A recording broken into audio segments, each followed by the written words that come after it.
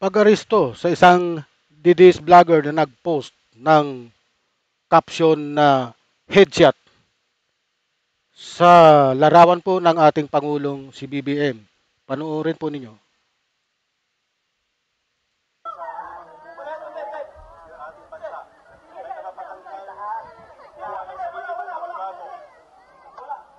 Sa tagpong ito, inaaresto po siya ng NBI. Binabasahan siya ng Miranda rights. Ano po?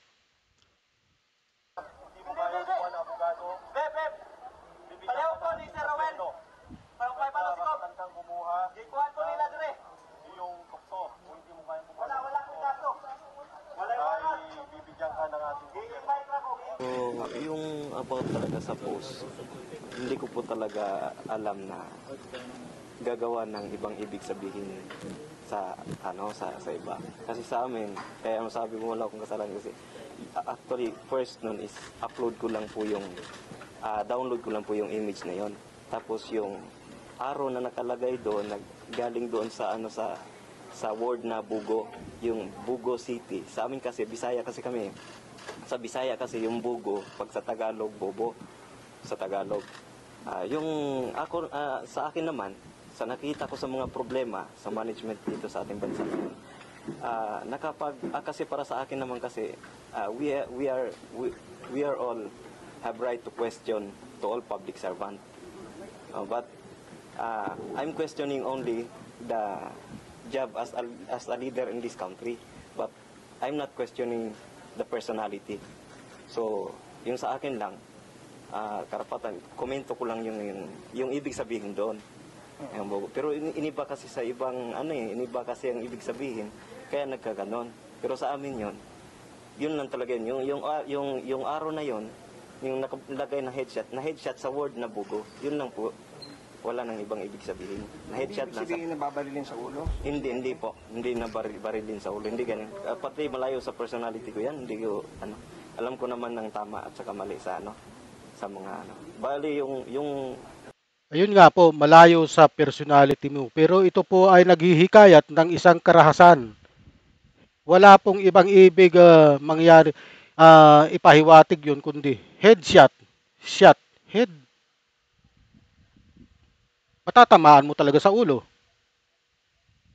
Kaya sabi ko nga, mahirap po mag-post ng mga bagay na hindi mo alam kung ano ang kahihirapan sa iyo.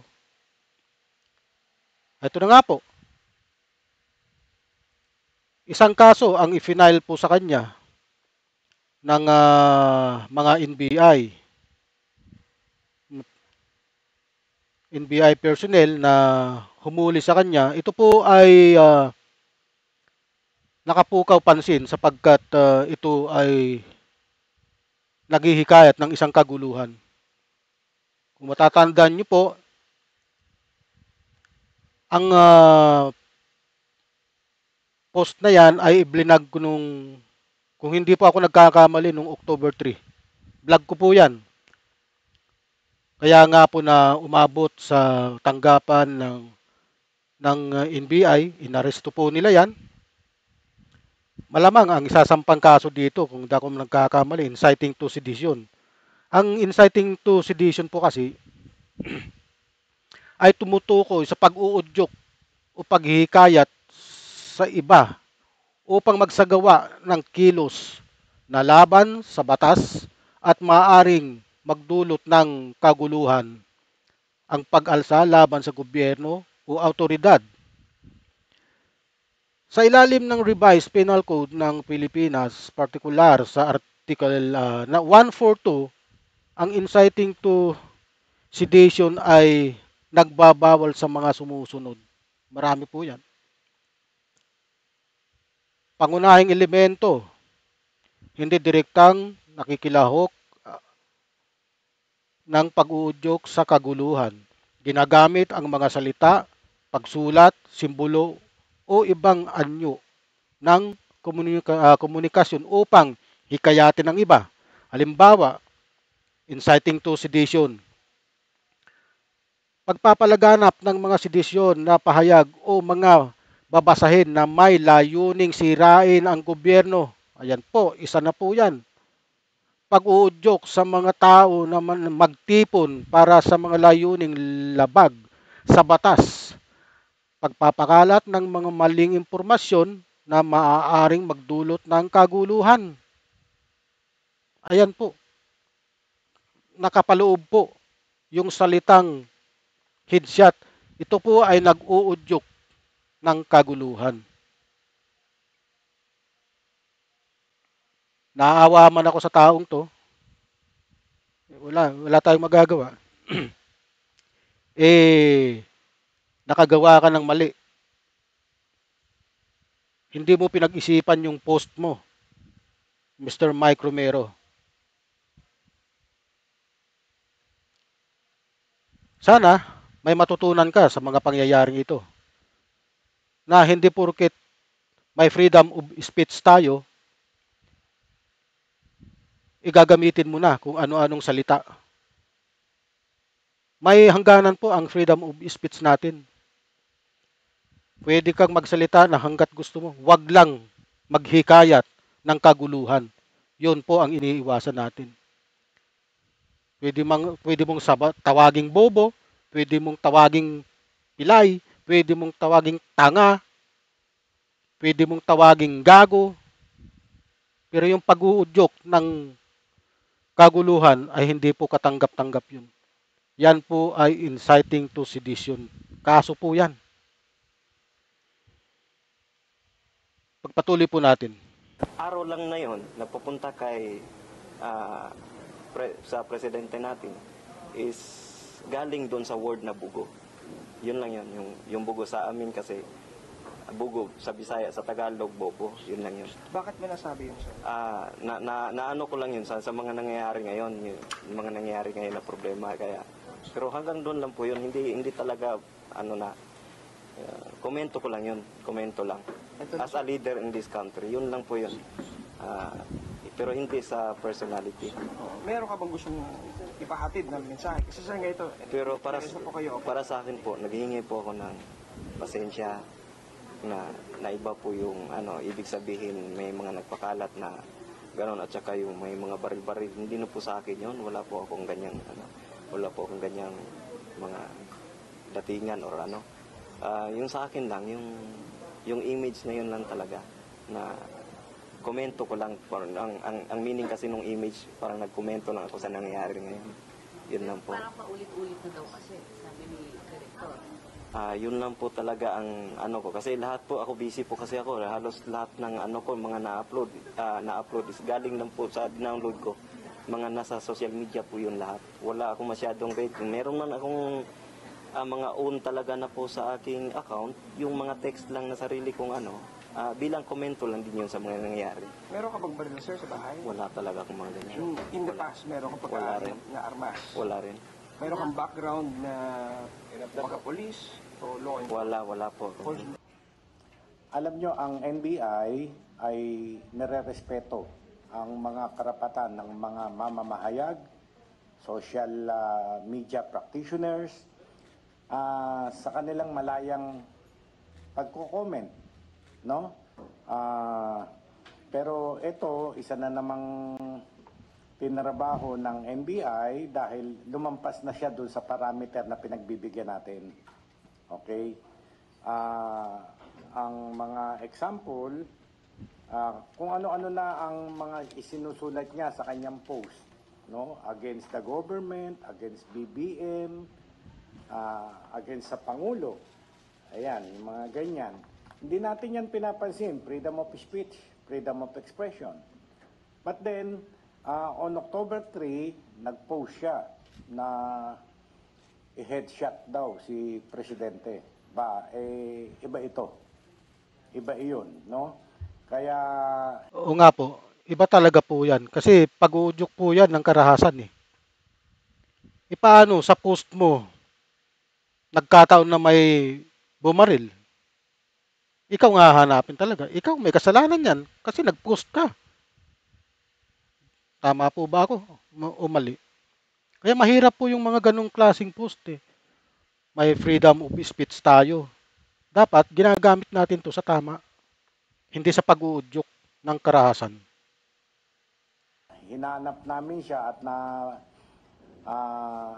natagpuan siya ng aming cybercrime unit na nandun siya nakabase siya sa Pagadian City. So pinuntahan siya doon at in-invite at sinabi nga namin na pasensya ka na at kakasuhan ka namin dahil lumampas ka na sa parameter ng freedom of speech, freedom of expression. Alam nyo, anumang threat, tangka sa buhay ng Pangulo, Pangalawang Pangulo, Senate President, Speaker of the House, Chief Justice, ay primary jurisdiction ng NBI. So, motu proprio, papasok kami pagka merong threat dito sa mga tao na ito. Ito nga ang isa. So, ang nagpunta sa Pagadian ay itong mga agent natin from the Cybercrime Division. Nakuha siya October 7? October 7. Okay. Kung may katanungan kayo, si Chief Hernandez nandito. Okay. Please. John Consulta po, GMA Integrated News. Good afternoon, sirs. Pwede lang po ba malaman, ano po yung pinaka-background ng ating pong subject? At meron na po ba siya mga previous posts na ginawa na medyo sabihin po nating bordering doon sa freedom of expression at medyo maaaring lumabag na sa batas? Itong subject po natin is a vlogger. Tapos first time niya na mag-post ng gano'n sa social media regarding that one dun sa pertaining to the President. Opo. Sir, pakwento nga po, dun po sa ating monitoring, dun pong nakita po natin yung post po niya. Dahil parang lumalabas po, sir, na ito ay kuha po ni Pangulo. Paano ba niya nilatag po yung picture na yun natin pong inimbestigahan? Asan na yung picture? Yung picture. Agent on case may answer. So, yung nag-start yung upload no October 3, wherein yung picture po na nandun is yung picture ni President nung pumunta siya sa Bogo City, dun sa Cebu after ng earthquake. Meron pong araw sa ulo ni President and may caption po na headshot. It was taken down by Facebook due to violence and incitement based on their community guidelines. Then, noong October 6, nagkaroon po siya ng new posting which confirms po na sa kanya talaga yung posting kasi pinakita niya yung reason kung bakit na-take down yung Facebook post na headshot due to violence and incitement. Bukod po doon, sir, meron po ba siyang ibang mga post pa po regarding the President po or yun lang po yung nag-iisang post? More on ano lang siya, political mga perspective niya. Pero yung tanging lang lumpas lang sa borderline is yung post about sa headshot. Sige, salamat po. Next. Yes, sir. Please.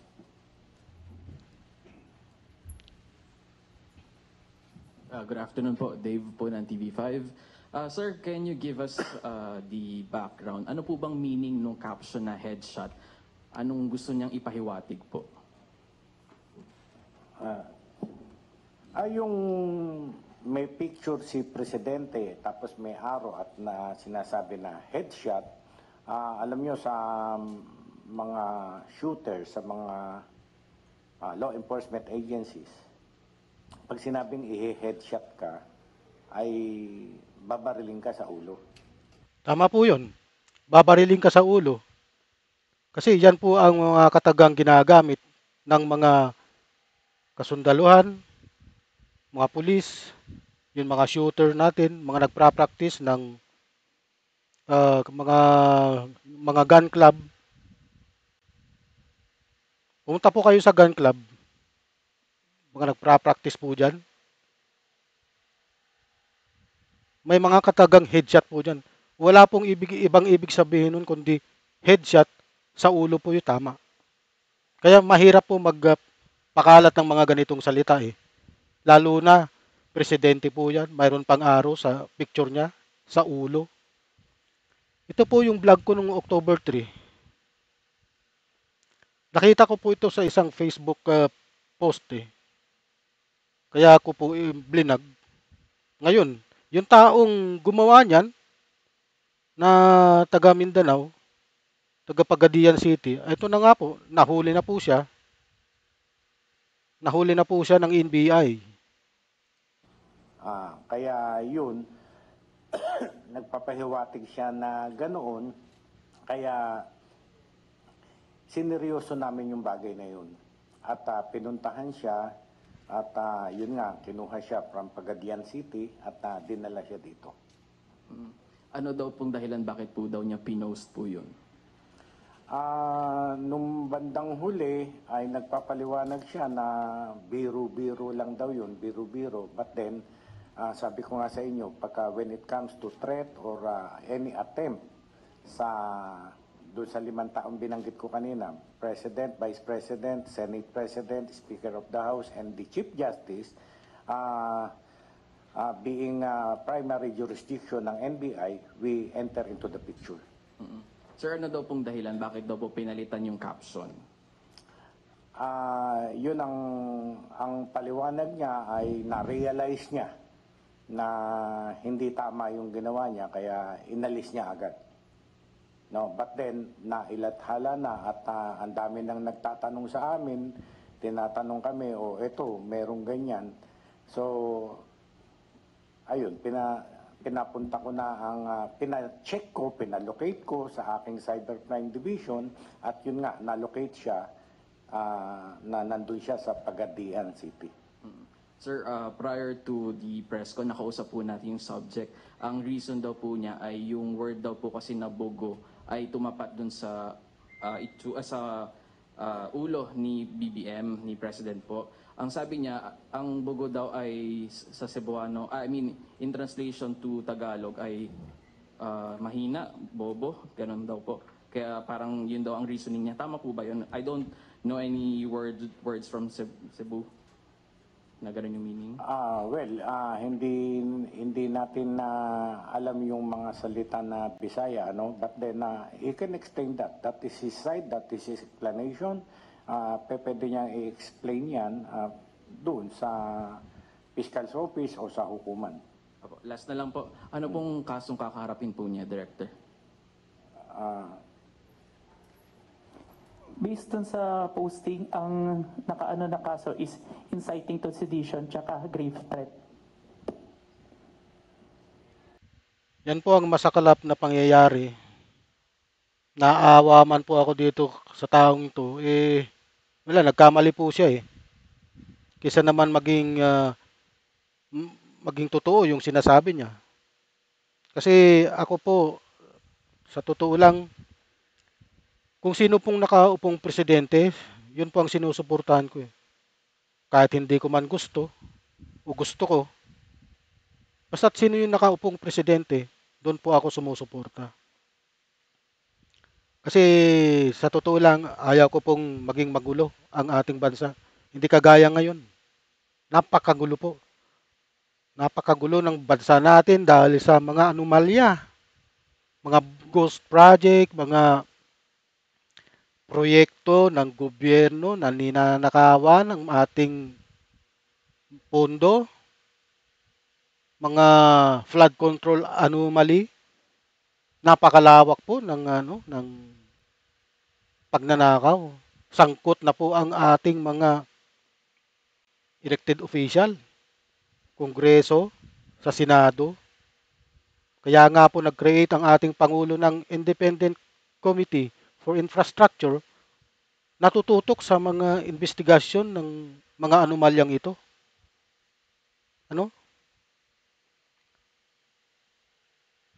Kaya po itong taong to nakakaawa man, nandyan na yan. Kaysa naman itolerate natin ang isang bagay na ikakapahamak nating lahat, na magkaroon ng isang worst scenario.